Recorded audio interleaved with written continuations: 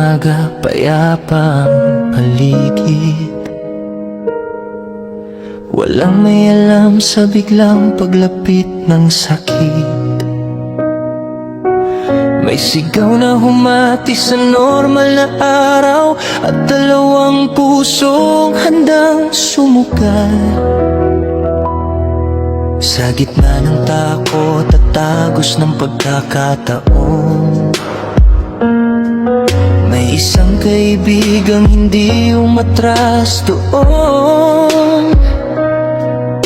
Hindi nagbilang ng panganib sa daraanan, dahil ang tiniyak higit pa sa laban.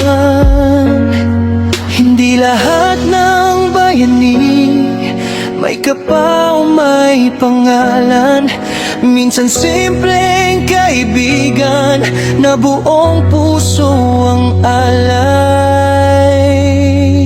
Divine, tumakbo sa gitna ng unos, hindi iniwan ng kasama sa dulo ng agos. Para kay Rene, buong lakas na ibinigay, kahit kapalit ay sariling buhay.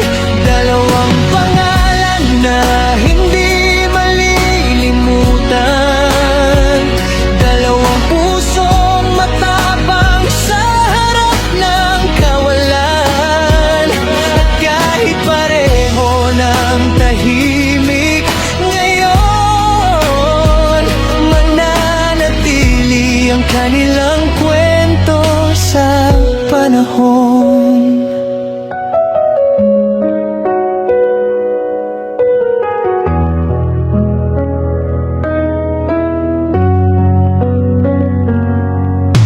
Hindi nasusukat ang tapang sa haba ng buhay, kundi sa dahilan kung bakit lumaban. At sa isang sandaling pinili ang iba, kaysa unahin ang sariling paghinga.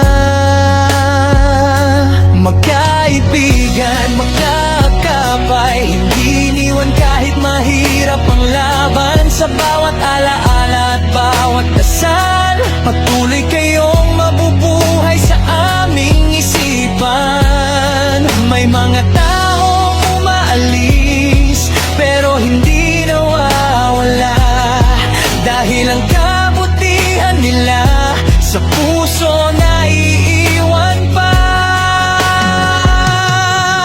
Divine, tumakbo sa gitna ng unos, hindi iniwan ang kasama sa dulo ng agos. Para kay Rene, buong lakas na ibinigay, kahit kapalit ay sariling buhay. Dalawang pangalan na hindi malilimutan, dalawang pusong matapang sa harap ng kawalan. At kahit pareho ng tahimik ngayon, mananatili ang kanilang kwento sa panahon. At kung may lugar na walang takot at luha, sana magkasama kayong naglalakad doon. Wala nang panganib, wala nang pangamba, kaibigan pa rin hanggang dulo.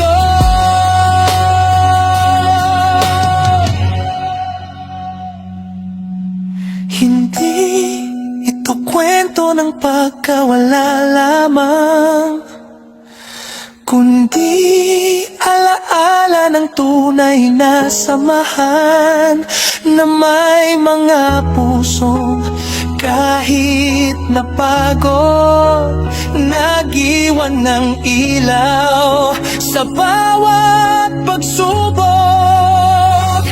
Divine at Rene, hindi kayo mawawala sa bawat kwentong ipapasa, dahil ang tapang at pagkakaibigan hindi natatapos kailanman.